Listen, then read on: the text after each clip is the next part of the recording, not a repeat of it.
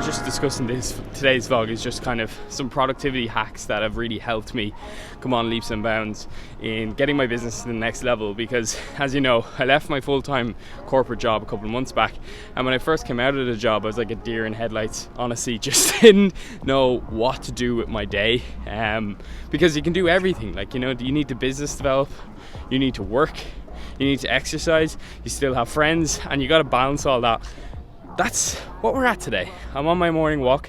I get like 20 to 30 minutes of morning walk in every day, and then I kind of finish out my day that way as well. And that just kind of allows me to think in the mornings for one, but also get some kind of exercise in before I start my day. I'm actually dieting at the moment as well, just to throw a spanner in the works. So productivity while you're dieting is a big one, because you don't really have the energy to spare. And yeah, you got to be productive. So let's go. A big thing I've been talking about lately, because I'm always going on these little, like, I read into things and I'm always like trying to figure out how to live, I don't know, like how to just maximize happiness and live your best life, essentially. But I was talking to Sean about this the other day, and we were talking about like sustainability and like, how could you live your life the best way so that like you stay happy, you stay fit, you stay energetic, you stay productive, but you still like don't have to stress about doing all that overly too much. And it's kind of like about putting things, making your day really easy to live in a sense. So like, say like if I tried to aim to hit a 3-hour walk every morning, that's ridiculous. Like, I'm not going to hit that every morning.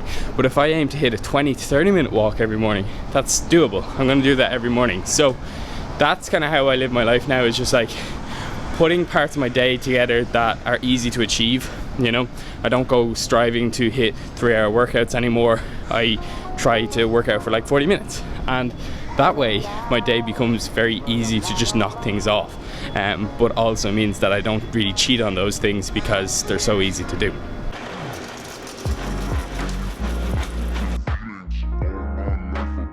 So once we're back off the walk, it's all about that morning coffee hype.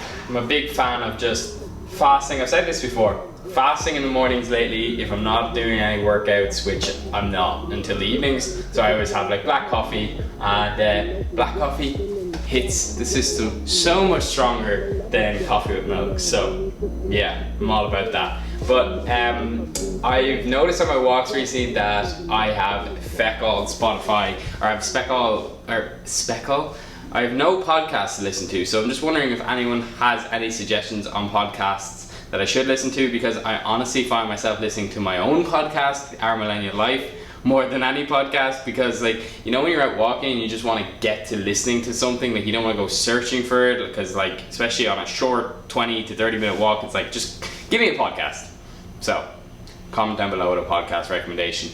I'd really appreciate it. So this is one of the kind of the main productivity hacks I have. It's not really a hack, it's just a written to-do list. I have like my long-term to-do lists and goals on my phone, but in terms of a day to-do list, I find just writing that out the night before is always helpful. So then when you sit down and you're like, oh, what do I have to do today? It's written, so I just follow this list.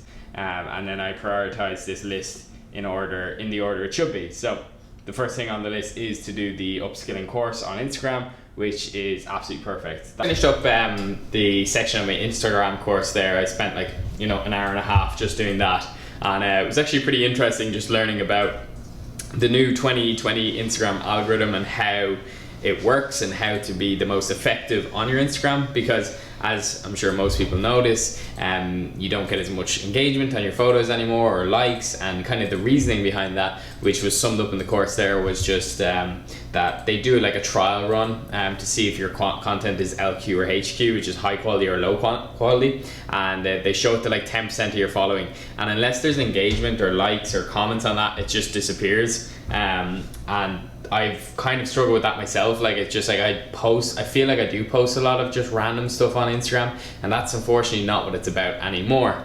So I'm just trying to get an understanding for that for both me and my clients, because obviously I do social media management for them. So still just kind of, yeah, trying to understand what quality content Instagram wants and followers want is kind of going to be the next stage of the course. So there's an app I've been using called the Pomodoro app, and I highly recommend it. You've probably heard of it. If you haven't, it's basically a method of working for 25 minutes and then just taking a 5-minute break and just repeating that throughout the day as you need to get shit done.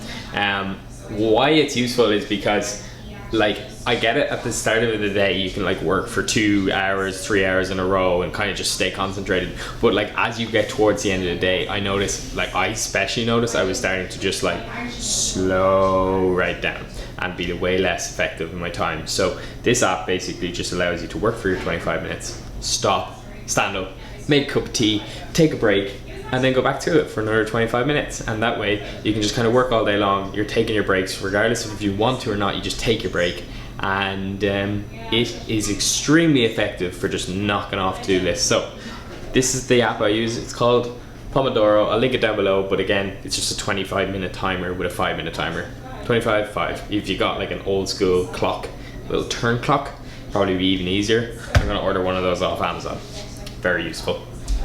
So this is the part of the day where I get extremely bored. So gonna go on a workout. Myself and my good friend Dave are gonna do a rooftop workout and still make do because the gyms are still not open. So yeah, I think the key thing I've noticed when it comes to my productivity is that I do need to do my workout, you know, during the day ideally, or just separate my day with something that's not work. So yeah, let's go get to Dave's and get a nice intense workout on. Did you decide what workout we're doing? Bit of an EMOM workout, I said. An EMOM? Yeah. What does that mean for the people that don't know? Every minute on the minute, we're going to do a different workout. For probably about 4 or 5 different movements. For So, about 20 minutes, 25 minutes? We've got fairly basic equipment. We'll have to do.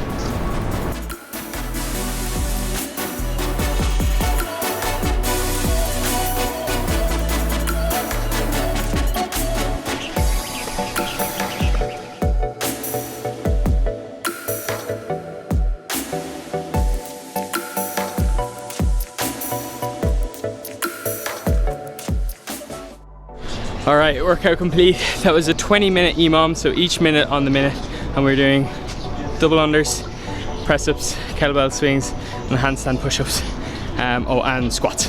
So that was quite intense. As you can see, I'm absolutely sweating now, and then we're just going to finish off with some biceps because I've got the bands there, but it's just separate to the EMOM workout. So yeah, feeling good. That was like only a 20-minute workout, and in total I'd say I'll be out of the house like an hour, so not too bad. Alright, so I just got back from the gym and I'm so excited because my MacBook Pro finally arrived in the post while I was out. I'm super pumped. Now, I can't even celebrate that it arrived because Shauna's in there on a call and the box is right beside her and she's on like this FaceTime call to her clients. There it is. Oh wow. I'm going to do a separate video on like the whole unboxing of the Mac because I feel like it should get a bit of a video in itself because I know a lot of people are interested in this side of things, but I will open the initial box on this camera. Yeah.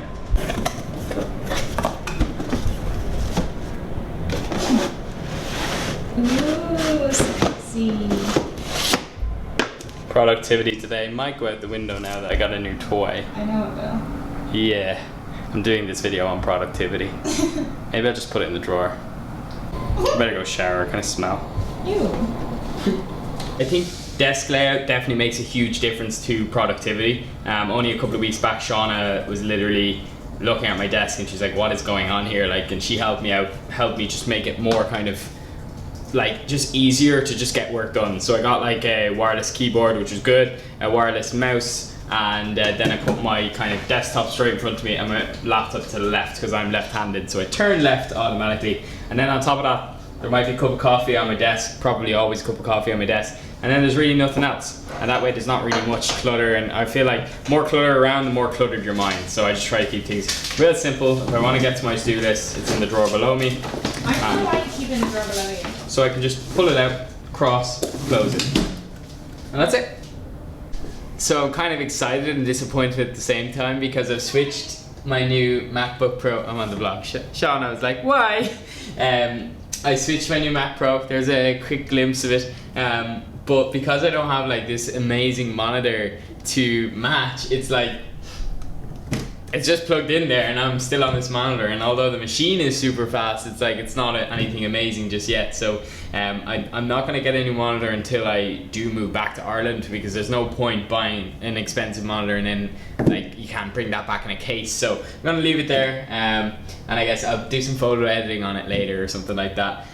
The main thing I wanted to touch off here is one thing I was kind of struggling at the beginning of when I started my business was the business development side of things. I was so bad at putting time into that, because I was like, well, if I have clients, I don't really care. But that's a major part, and advice is for anyone that's trying to get a business up and running is that never get caught up in client work to the point that you're not doing any business development. You gotta set aside time each day for anything to do with like reaching out to sell whatever you're selling, be it your product or service, or just like updating your website, or doing something to ensure that you are like making yourself attractive for potential clients in the future. So what I do, example, would be like to just reach out to 20 LinkedIn connections and send them a post, and then just get some conversations flowing. So to always have conversations no matter how busy you are, because you never know when, like as a small business or a freelancer, things can just flop fast, and it's always good to have too much work than too little work. I don't know if you can see that, I'm sure you can. It's an absolutely beautiful day. So it'd be such a shame not to get out into that beautiful weather, so I'm going to call it a day here. I feel like I've had a productive enough day. The Mac threw me off a little, but you get the message of kind of how I structure my day. As I said earlier in the vlog, it's all about sustainability. It's about kind of building a life, well for me anyway right now, it's about building a life that I can get up every day and actually do, and it's easy to kind of do so. You know, you don't want to make everything extremely difficult and extremely time consuming for yourself, because you're not going to do that every day. And I think that's where people go wrong a lot of the time, is just building lives and then training too hard and doing things so that they burn out. Look at the summer sauna. We're gonna go out and get burnt like true Irish.